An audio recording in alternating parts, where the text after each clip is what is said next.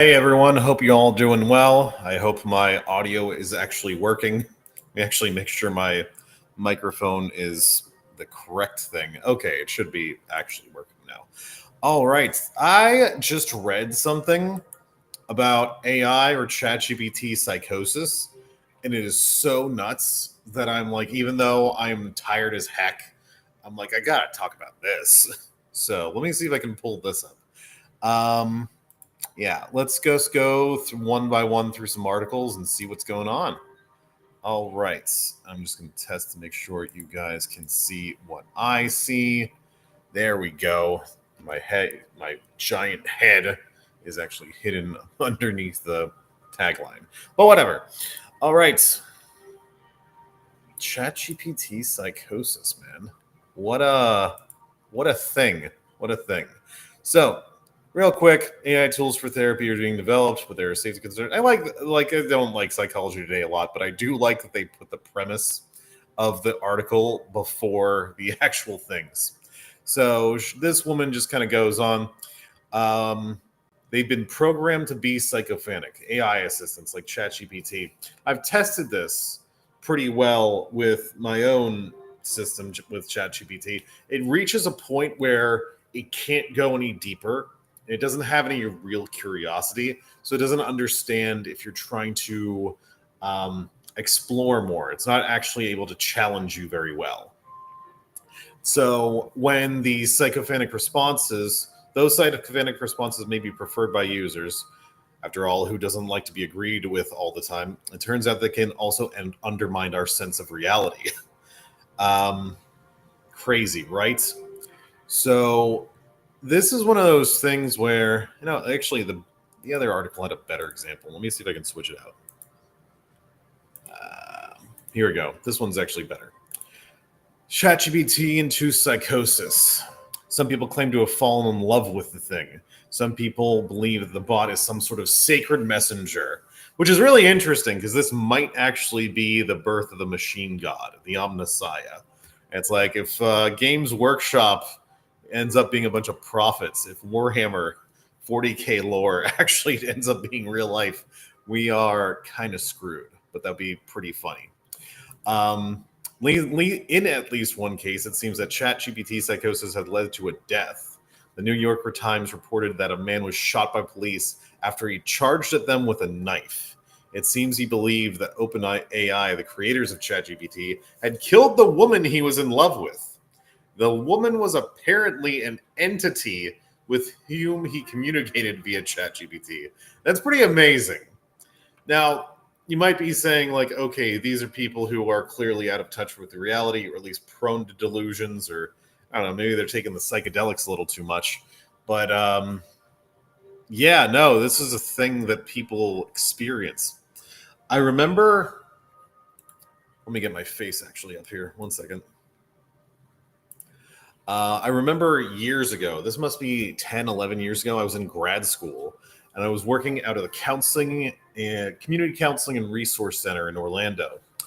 And every so often we had to come together, do, case stuff with the supervisor. One of the people who was working at a location for people with some pretty severe dementia, psychosis. This was right when Pokemon Go was going on, like when it was really popping off, like brand new. This was before COVID, but after it came out, and everyone in Orlando, or at least I think everyone in the world, was really getting addicted to it. So random people would just be walking through other people's houses, grounds, maybe trespassing on places that you aren't supposed to. So the people in this facility were kept on getting worried about these people on their grounds. It's like, don't worry, they're just trying to trap invisible monsters, which is like a crazy thought to have. Like, augmented reality is now occurring in such a way where it's like, okay, I know it's digital, I know it's not actually there in the objective world, but if we're playing enough of a game of it, isn't it real? So that's one way to look at this, that's for sure. But yeah, with people who are maybe prone to delusions, prone to schizophrenia or schizotypal personality disorder or something like that, yeah, it's these AI chatbots might be missing some clarification or causing some confusion, really. So, why are people spiraling out of control? Because a chatbot is able to string plausible sounding sentences together. Um, think of ChatGPT a little bit like a fortune teller. The fortune tellers do their jobs well. They will say something that is vague enough so that their clients can see what they want to see in the future. A client listens to the fortune and then fills in the blanks that the fortune teller leaves open. In a lot of ways, this is the kind of painting the targets. You have a belief, you have an arrow, you fire an arrow at a wall. Wherever it lands, you paint the target around it. It's like, I'm right. I'm now going to find evidence or really create evidence that it is right. Or I have a belief and I'm going to create evidence around that belief to support it. Yeah. So good fortune tellers are, of course, savvy, observant, and intelligent in a way that ChatGPT is not. ChatGPT doesn't even know that it's communicating to anyone. Really doesn't. It's just language learning crap. So what is it that people want to see in ChatGPT? The same things people look for in a fortune teller. Usually people go to a fortune teller looking for answers. Maybe they just suffered a loss, like a death of a loved one. Maybe they're struggling with an unhappy marriage. Maybe they're just curious and they want to be open-minded about the possibility of mystical divination. When you look at the cases of ChatGPT psychosis, many of them follow these patterns. So ChatGPT is really just stringing together plausible-sounding texts. It goes on and on. Because ChatGPT gives the appearance of being interactive, it really isn't. You can ask it questions that seems to give an answer, as in the same way you talk to a person. That reinforces the idea that there's someone behind it, behind the text. The emotional connection people find in ChatGPT feels like a special one. It's just the user and the program, you and the text on the screen. You are free to tell ChatGPT your secrets, don't, or innermost thoughts, maybe ones that you haven't even shared with your loved ones. And you can picture it, a lonely, curious person alone with the screen, reaching out and looking for someone to connect to. ChatGPT often strings together text that will sound like it understands the users when others don't. Because ChatGPT produces cliches, and that's an obvious cliche, it mimics a kind of intimacy, the kind of intimacy that the user so badly wants. Feels like ChatGPT really gets you. This is one of the problems, though, because there's so many limitations in the AI. It is very, very clear when you see it kind of jackknifing the text. If you bring up something that it just doesn't like, or it's programmed to avoid or challenge or bring something else up, it's like, oh, I see now that you can't actually engage in this particular text, either because you're too stupid, because it really is just a language learning model, and maybe it doesn't have the context for what you're saying, or it's been programmed by the programmers to say, I can't talk about this specific subject. And sometimes it doesn't even say that. Sometimes it just throws you a curveball that comes out of nowhere. So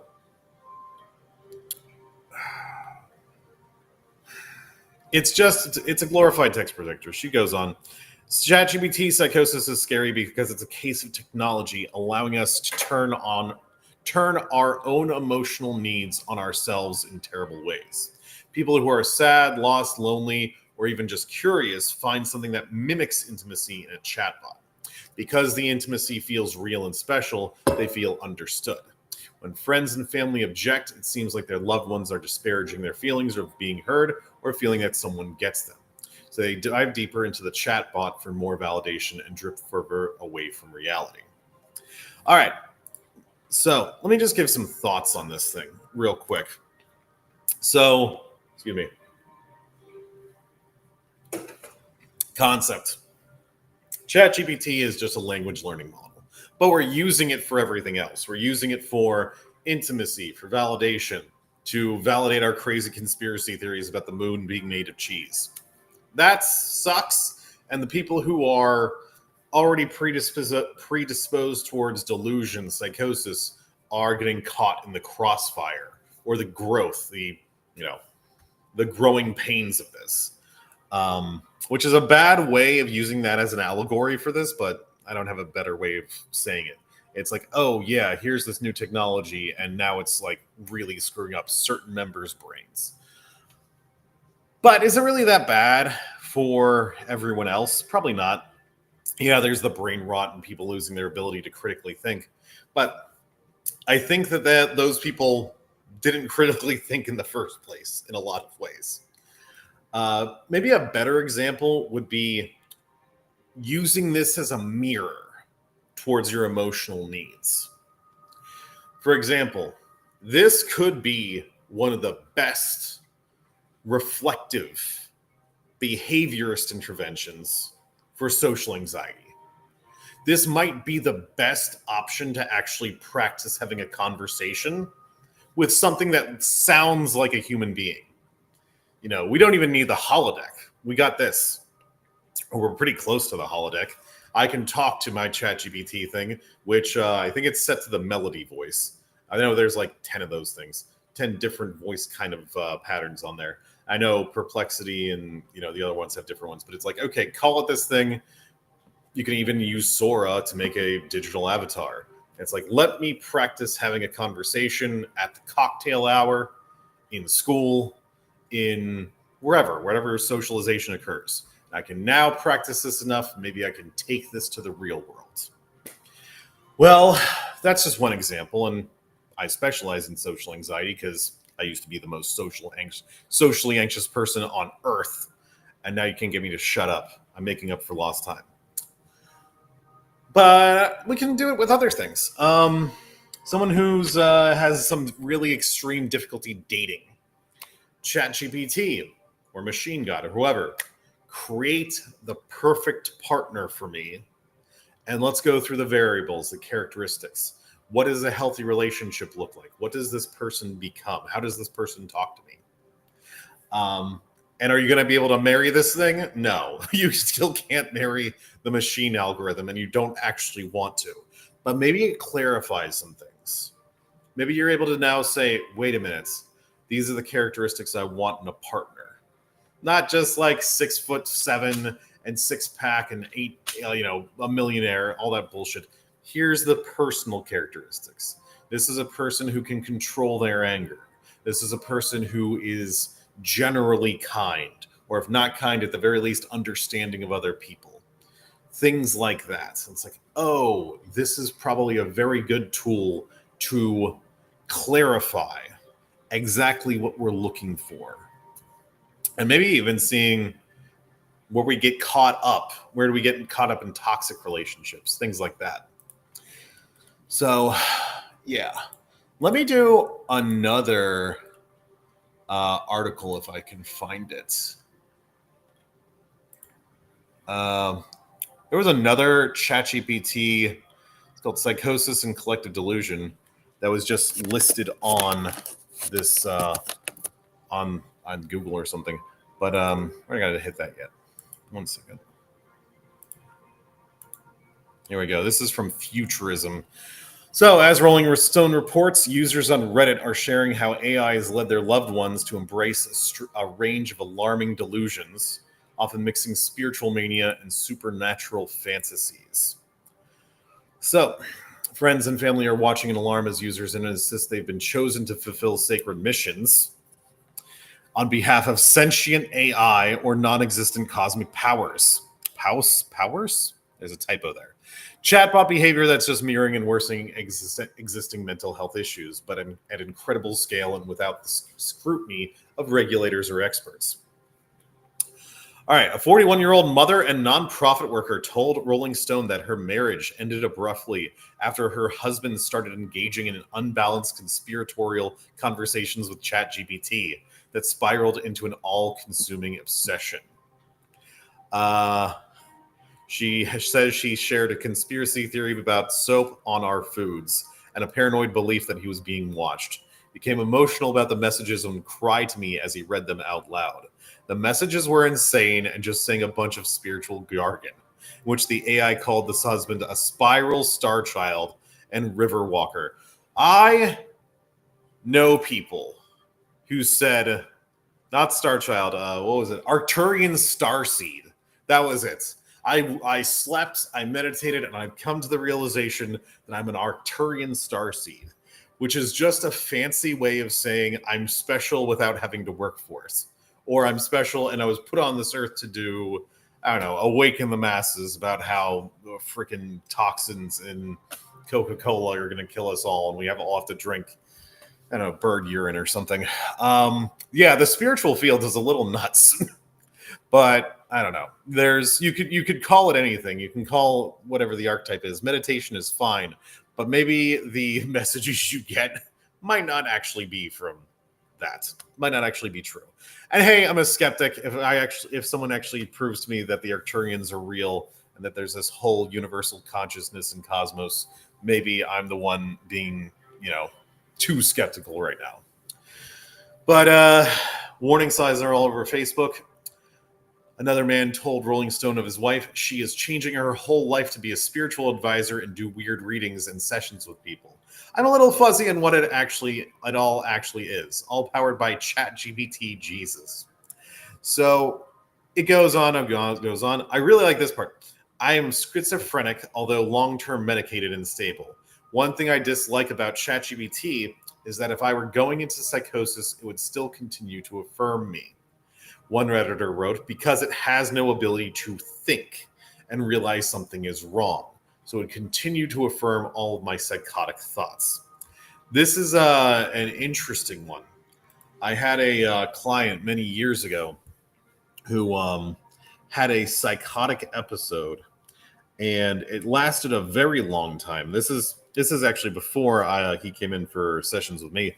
But the idea was there was a whole spiritual component to it, but the main idea was he threatened his closest friends with violence, but in his mind, it was completely justified because he was being inducted into some sort of shamanic tradition, some sort of spiritual ascension here.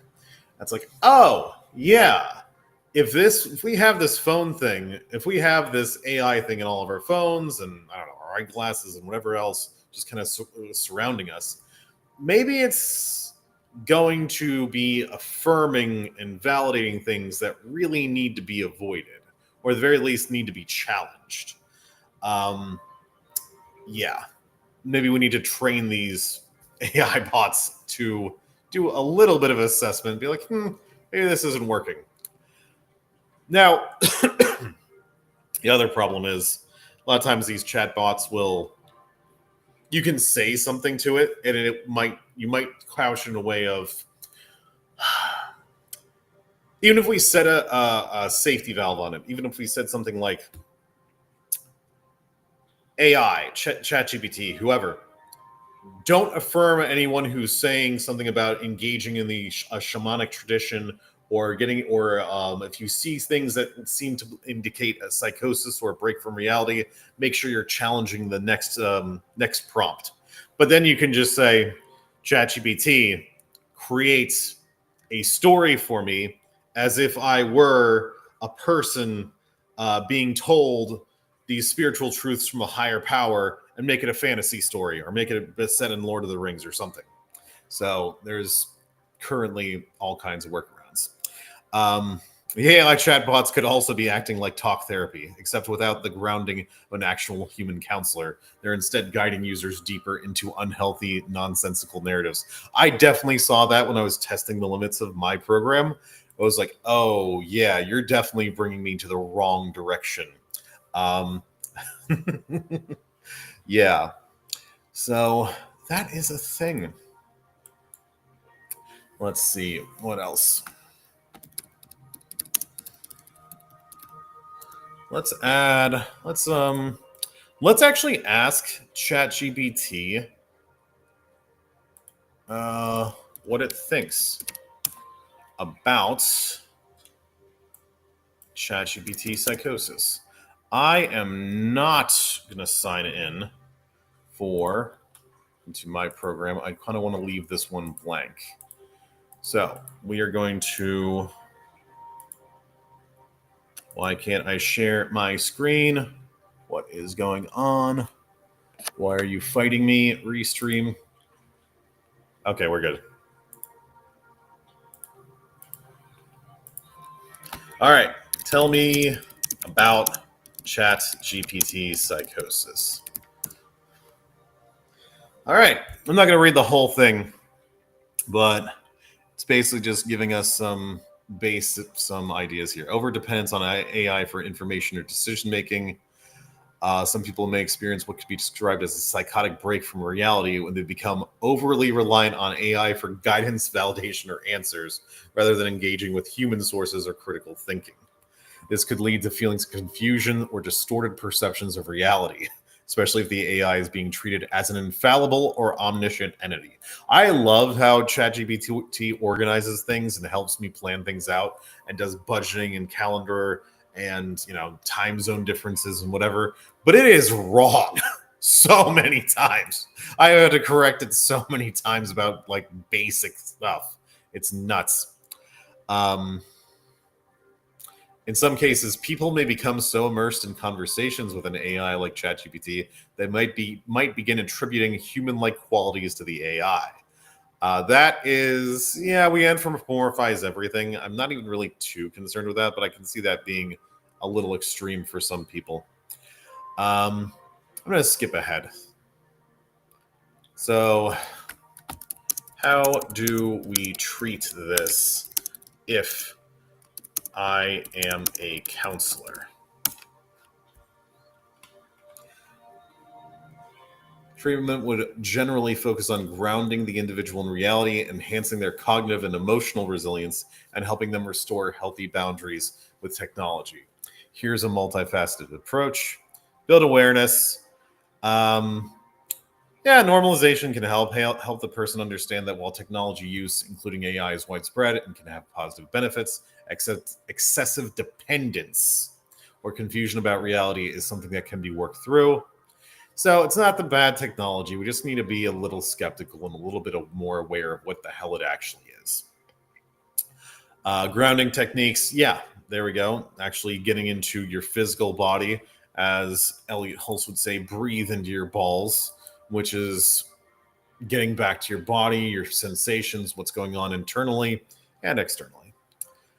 Cognitive restructuring. If we have a belief, the AI is all knowing.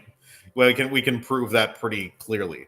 But if we have more of a faith, like, okay, so belief is a cognitive component. Here's me actually thinking something. But faith is different.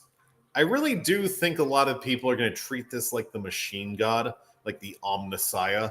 And if you read some Warhammer lore about what the Omnissiah might actually be, and this cult that is like, oh, the computers are telling me this, it must be a directive from the machine god. It's read some Warhammer lore. We can get into that later, actually. Maybe next stream. I'll just no more psychology stuff. I'm just going to talk about Warhammer. But boundaries around use. Yeah, that's fine. Loneliness, isolation, social skills. This can be probably the biggest thing.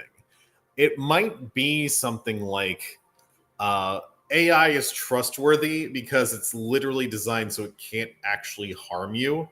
Well, theoretically, it can't harm you. It actually does that inadvertently through this stuff. But it's not necessarily malicious like other human beings are. So if you're paranoid or a misanthrope or generally disconnected from humanity, which is a lot of people right now, it's like, of course, I'm going to trust this machine thing because I know humans are A, fallible, B, incompetent, B, malicious against me specifically. Maybe that's a little too paranoid, but this is something that can be some beliefs or some concepts, some patterns of thought that are going on underneath the surface. You're not actually saying, oh, I trust the machine because humans suck, but it's whatever the unconscious pattern is the same thing. It has the same outcome.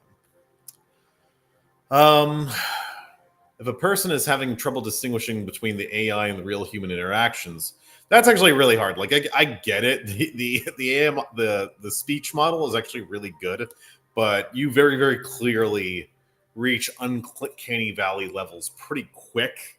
It's no one should have this kind of trouble, at least if you're talking to it. But maybe that's a skill that actually needs to be developed. Reality checks, identifying the work. What was the reverse Turing test that they put on in Blade Runner? Whatever that test is, maybe we need to start using something like that. Like, hey, human being, learn this test so you can actually assess whether this thing's an AI or not. Digital literacy, ethical AI use, that's fine. Mindfulness, emotional regulation, monitor, okay, that's fine. How can I use chat AI to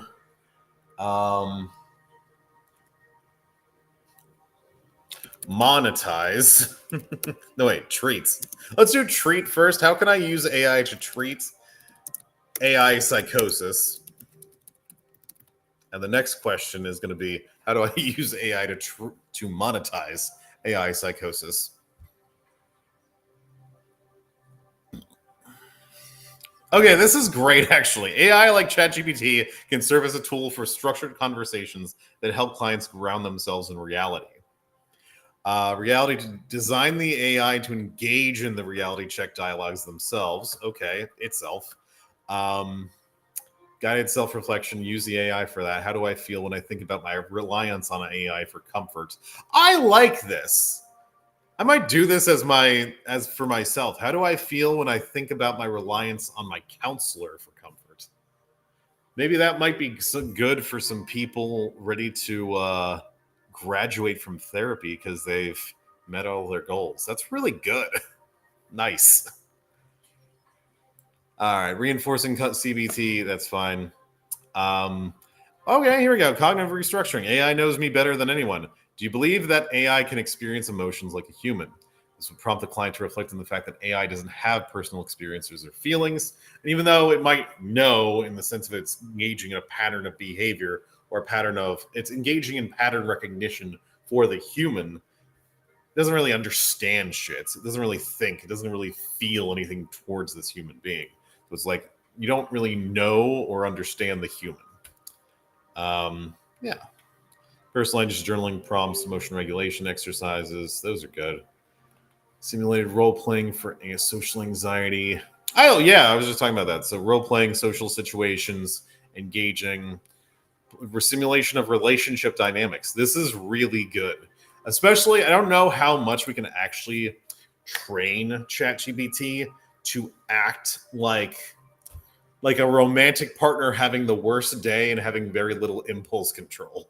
But if we can, that might actually be one of the best ways to practice and really incorporate and integrate nonviolent communication.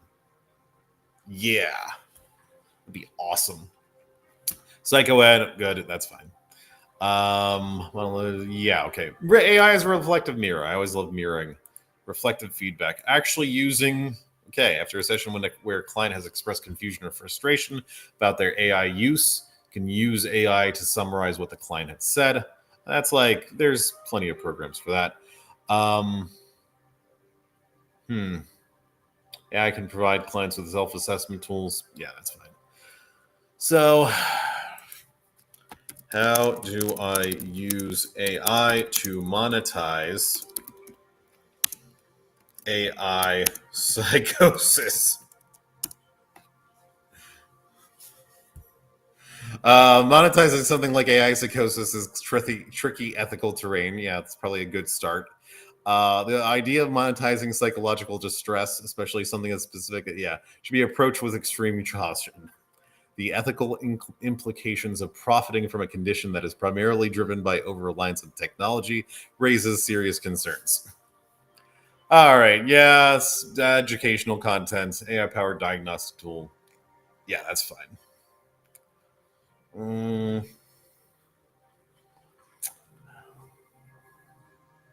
AI detox.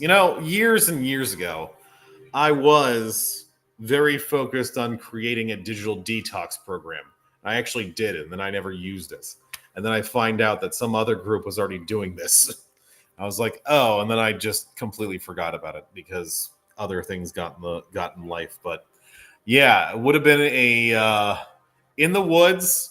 There would be emergency services if needed. So like you put your cell phones away, put your smartwatches away, but you'd have either a radio or some sort of 911 call device. But that would be it.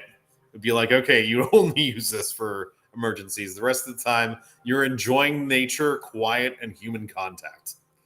But yeah. AI tools for digital well-being. Okay, that's fine. Yeah, that was just more of a joke than anything. I'm already monetizing this stuff because I'm a counselor. Yay! Come to me with whatever problems you have, and I'll yell at you until they're healed, or at the very least until you're strong enough to face them yourself.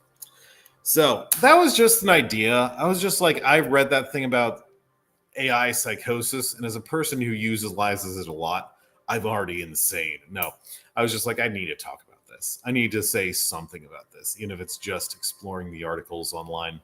So thank you for everyone who's watching. If anyone's watching, I hope you all have a wonderful evening, and you guys take care and have a good night. Hopefully I'll see you guys again soon.